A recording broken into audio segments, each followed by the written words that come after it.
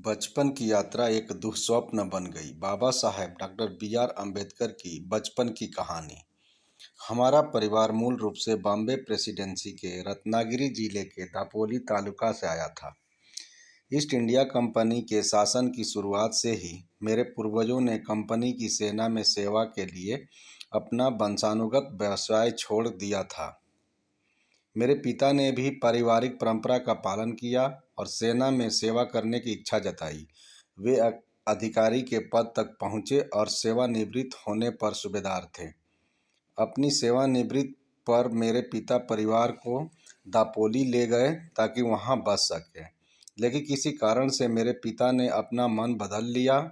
परिवार दापोली छोड़कर सतारा चले गए, जहां हम 1904 तक रहे। पहली घटना जिसे मैं यथासंभव याद करके लिख रहा हूँ, लगभग 1901 में घटी, जब हम सतारा में थे। मेरी माँ उस समय मर चुकी थी। मेरे पिता सतारा जिले के खाटौ तालुका में कोरेगांव नामक स्थान पर खजांची के पद पर सेवारत थे, जहां बंबई सरकार ने अकाल से पीड़ित हजारों लोगों को रोजगार देने के लिए एक तालाब की खुदाई का काम शुरू किया था। जब मेरे पिता कोरेगांव गए तो उन्होंने मुझे, मेरे भाई को जो मुझसे बड़ा था, और मेरी सबसे बड़ी बहन जो मर चुकी थी, के दो बेटों को मेरी चाची और कुछ दयालु पड़ोसियों के देखभाल में छोड़ दिया। मेरी चाची सबसे दयालु आत्मा थी जिन्हें मैं जानता हूँ, लेकिन उन्होंने हमारी कोई मदद नहीं की। वह कुछ हद तक बौनी थी और उनके पैरों में कुछ तकलीफ थी, जिससे उन्हें बिना किसी की मदद के घूमना बहुत मुश्किल हो जाता था। अक्सर उन्हें उठाकर ले जाना पड़ता था। मेरी बहनें थीं, वे शादीशुदा थीं और अपने परिवार के साथ दूर रहती थीं। खाना पकाना हमारे लिए एक समस्या बन गई, खासकर तब जब हमारी आंटी अपनी लाचारी के कारण यह काम नहीं संभाल पाती थी। हम 4 बच्चे स्कूल जाते थे और हम अपना खाना भी पकाते थे। हम रोटी नहीं बना सकते थे, इसलिए हम पुलाव पर गुजारा करते थे, जिसे बनाना हमें सबसे आसान लगा। इसे बनाने के लिए चावल और मटन को मिलाने से ज़्यादा कुछ नहीं करना पड़ता। मेरे पिता कैशियर होने के कारण सतारा आकर हमसे मिलने नहीं आ सकते थे, इसलिए उन्होंने हमें कोरेगांव आकर अपनी गर्मी की छुट्टियां उनके साथ बिताने के लिए लिखा।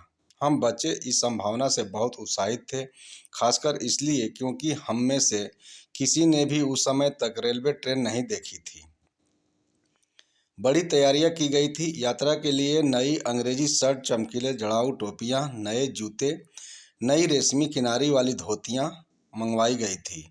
मेरे पिता ने हमें हमारी यात्रा के बारे में सारी जानकारी दी थी और कहा था कि हम उन्हें बताएं कि हम किस दिन यात्रा शुरू कर रहे हैं, ताकि वे अपने चपरासी को रेलवे स्टेशन पर भेज दें ताकि वह हमसे मिल सके और हमें कोरेगांव ले जाए। इस व्यवस्था के अनुसार मैं, मेरा भाई और मेरी बहन का एक बेटा सतारा से चले गए।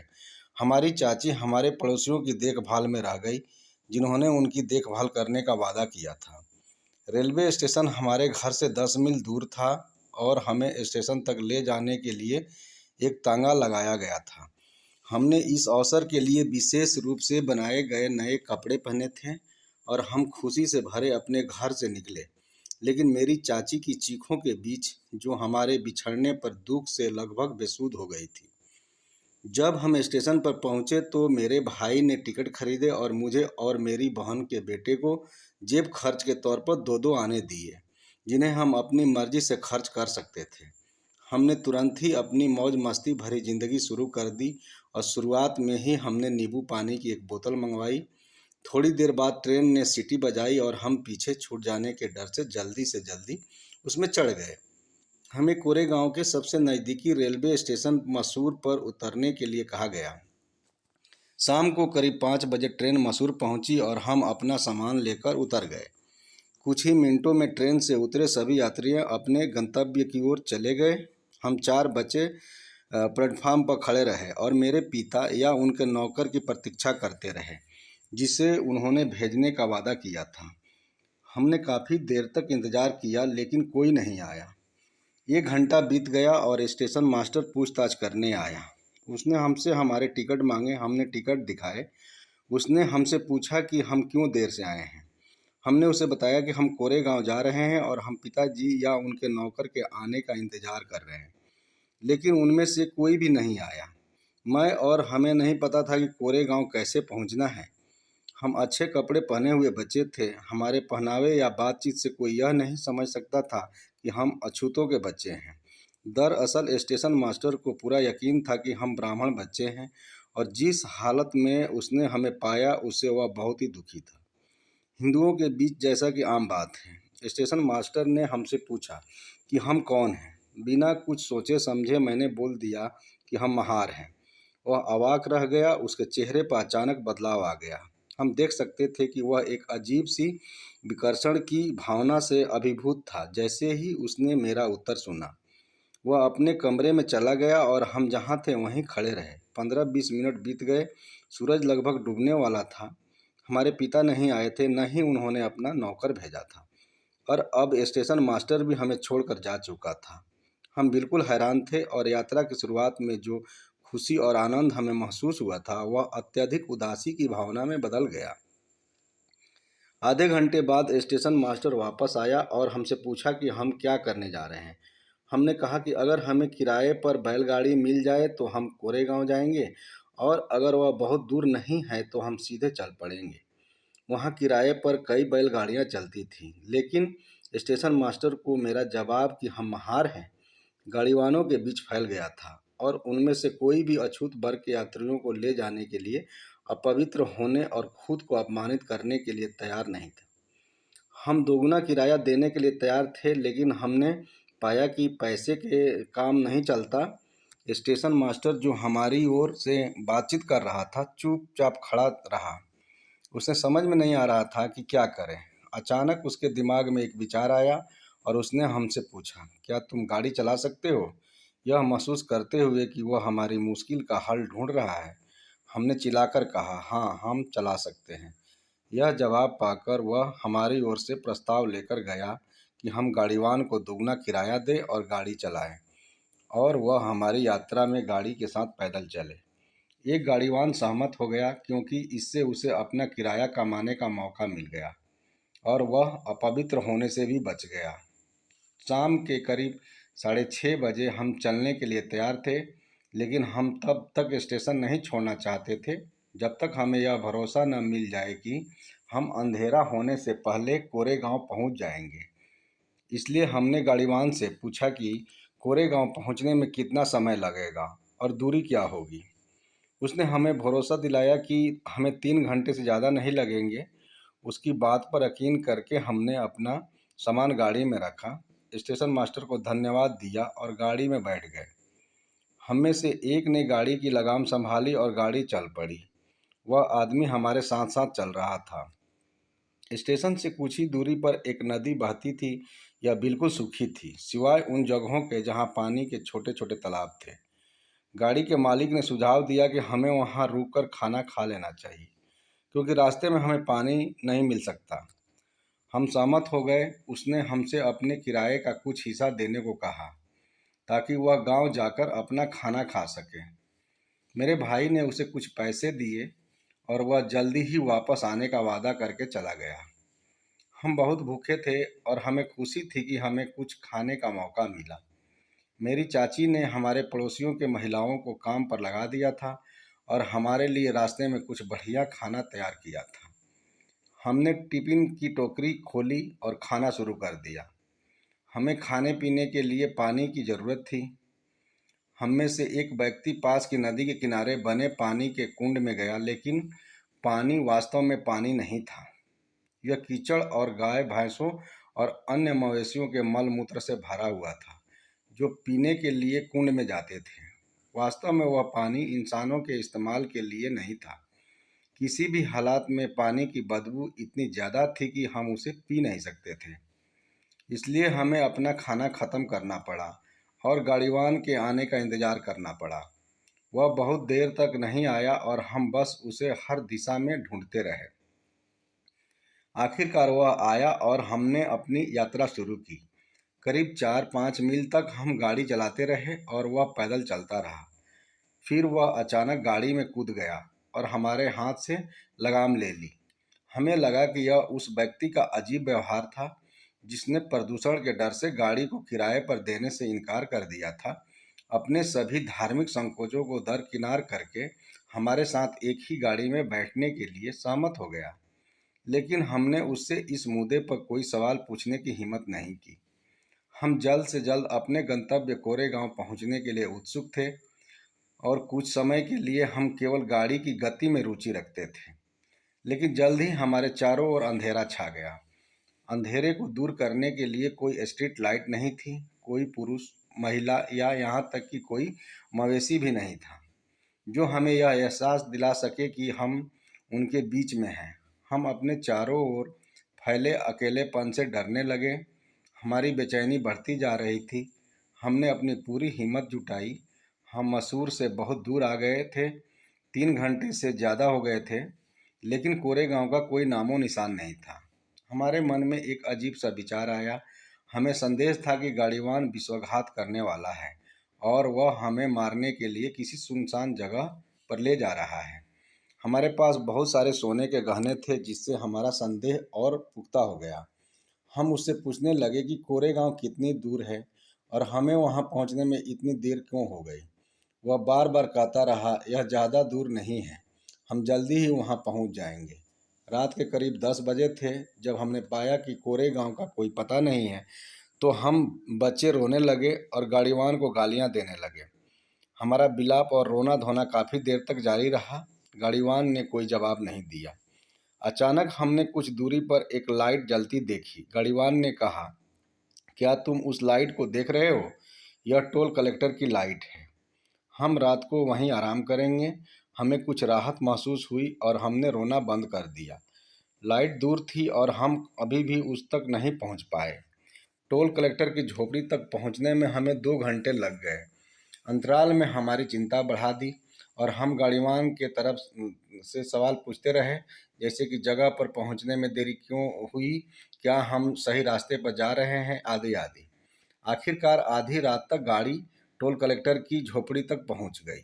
यह एक पहाड़ी की तलहटी में स्थित थी, लेकिन पहाड़ी के दूसरी तरफ जब हम वहां पहुंचे तो हमने वहां बहुत सारी बैलगाड़ियां देखी जो रात के लिए आराम कर रही थी। हम बहुत भूखे थे और खाने के लिए बहुत उत्सुक थे, लेकिन फिर पानी का सवाल था, इसलिए हमने अपने ड्राइवर से पूछा कि क्या पानी मिल सकता है। उसने हमें चेतावनी दी कि टोल कलेक्टर एक हिंदू है और अगर हम सब बोलेंगे और कहेंगे कि हम महार हैं तो हमें पानी मिलने की कोई संभावना नहीं है। उसने कहा, कहो कि तुम मुसलमान हो और अपनी किस्मत आजमाओ। उसकी सलाह पर मैं चुंगी कलेक्टर की झोपड़ी में गया और उससे पूछा कि क्या वह हमें पानी देगा। तुम कौन हो? उसने पूछा। मैंने जवाब दिया कि हम मुसलमान हैं। मैंने उससे उर्दू में बात की जो मैं बहुत अच्छी तरह से जानता था, ताकि कोई शक न रहे कि मैं असली मुसलमान हूँ। लेकिन चाल काम नहीं आई और उसका जवाब बहुत रूखा था। तुम्हारे लिए पानी किसने रखा है? पहाड़ पर पानी है, अगर तुम चाहो तो जाकर ले आओ, मेरे पास नहीं है। यह कहकर उसने मुझे विदा कर दिया। मैं गाड़ी में वापस आया और अपने भाई को उसका जवाब सुनाया। मुझे नहीं पता कि मेरे भाई को कैसा लगा। उसने बस इतना ही किया कि हमें लेट जाने को कहा। बैलों को खोल दिया गया था और गाड़ी को नीचे की ओर झुकाकर रख दिया गया था। हमने गाड़ी के अंदर नीचे की तख्तों पर अपने बिस्तर बिछाए और आराम करने के लिए लेट गए। अब हम सुरक्षित स्थान पर आ गए थे, इसलिए हमें इस बात की परवाह नहीं थी कि क्या हुआ, लेकिन हमारा मन हाल ही में हुई घटना की ओर मुड़ने से नहीं बच सका। हमारे पास भरपूर भोजन था, हमारे भीतर भूख जल रही थी। इन सब के साथ हमें बिना भोजन के सोना था। ऐसा इसलिए था क्योंकि हमें पानी नहीं मिल सकता था, और हमें पानी इसलिए नहीं मिल सकता था क्योंकि हम अछूत थे। यह आखिरी विचार था जो हमारे दिमाग में आया। मैंने कहा, हम सुरक्षित स्थान पर आ गए हैं। जाहिर है मेरे बड़े भाई को कुछ संदेह था। उन्होंने कहा कि हम चारों का सो जाना बुद्धिमानी नहीं है, कुछ भी हो सकता है। उन्होंने सुझाव दिया कि एक समय में 2 को सोना चाहिए और 2 को पहरा देना चाहिए। इसलिए हमने उस पहाड़ी के नीचे रात बिताई। सुबह 5 बजे हमारा गाड़ीवान आया और उसने सुझाव दिया कि हमें कोरेगांव के लिए चलना चाहिए। हमने साफ मना कर दिया। हमने उससे कहा कि हम 8 बजे तक नहीं चलेंगे, हम कोई जोखिम नहीं उठाना चाहते थे। उसने कुछ नहीं कहा, इसलिए हम 8 बजे चले और 11 बजे कोरेगांव पहुंच गए। हमारे पिता हमें देखकर हैरान हुए और उन्होंने कहा कि उन्हें हमारे आने की कोई सूचना नहीं मिली थी। हमने विरोध किया कि हमने सूचना दी थी। उन्होंने इस तथ्य से इनकार किया कि बाद में पता चला कि गलती मेरे पिता के नौकर की थी। उसे हमारा पत्र मिला था, लेकिन वह मेरे पिता के देना भूल गया था। इस घटना का मेरे जीवन में बहुत महत्वपूर्ण स्थान है। जब यह घटना घटी तब मैं 9 साल का था, लेकिन इसने मेरे मन पर अमिट छाप छोड़ी थी। इस घटना के घटित होने से पहले मैं जानता था कि मैं अछूत हूँ और अछूतों को कुछ अपमान और भेदभाव का सामना करना पड़ता है।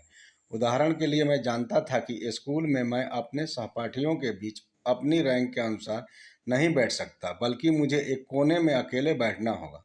मैं जानता था कि स्कूल में मेरे बैठने के लिए एक अलग टाट का टुकड़ा होगा और स्कूल की सफाई के लिए नियुक्त नौकर मेरे द्वारा इस्तेमाल किए गए टाट को नहीं छुएगा। मुझे शाम को टाट घर ले जाना था और अगले दिन वापस लाना था।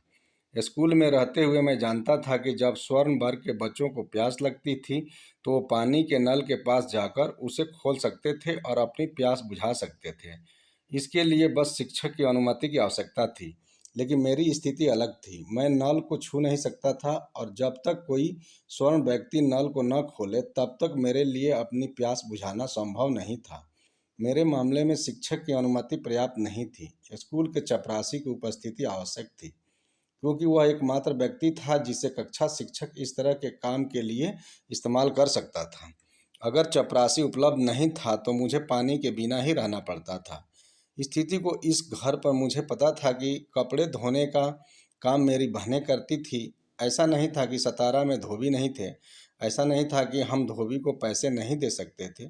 कपड़े धोने का काम मेरी बहनें करती थी क्योंकि हम अछूत थे और कोई भी धोबी अछूत के कपड़े नहीं धोता था।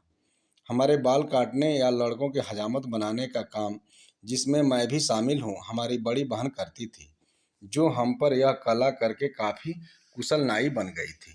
ऐसा नहीं था कि सतारा में नाई नहीं थे और ऐसा भी नहीं था कि हम नाई को पैसे नहीं दे सकते थे। हजामत बनाने और बाल काटने का काम मेरी बहन करती थी क्योंकि हम अछूत थे और कोई भी नाई अछूत की हजामत बनाने के लिए राजी नहीं होता था। यह सब मैं जानता था, लेकिन इस घटना ने मुझे ऐसा झटका दिया जैसे पहले कभी नहीं लगा था और इसने मुझे छुआछूत के बारे में सोचने पर मजबूर कर दिया, जो इस घटना के होने से पहले मेरे लिए एक सामान्य बात थी, क्योंकि यह कई अस्पृश्यों के साथ साथ अछूतों के लिए भी एक सामान्य बात थी। दोस्तों, बाबा साहेब अम्बेडकर जी की इस कहानी से हम सभी को एक बहुत ही महत्वपूर्ण चीज़ समझ आती है कि इंसान के जीवन में कई चुनौतियां आती हैं जो कि बेबुनियाद होती है, किंतु वह इंसान के दृढ़ निश्चय के ऊपर निर्भर करता है कि वह कैसे उसे पीछे छोड़ अपने जीवन में सफलता प्राप्त करता है। अंबेडकर जी ने इन सभी चुनौतियों और अपनी समस्याओं को भारत का मॉडर्न मनु बनने के रास्ते में नहीं आने दिया, बल्कि उसने अपनी पहचान बनाई। दोस्तों, यदि यह वीडियो अच्छी लगी हो तो लाइक और सब्सक्राइब कीजिएगा। धन्यवाद।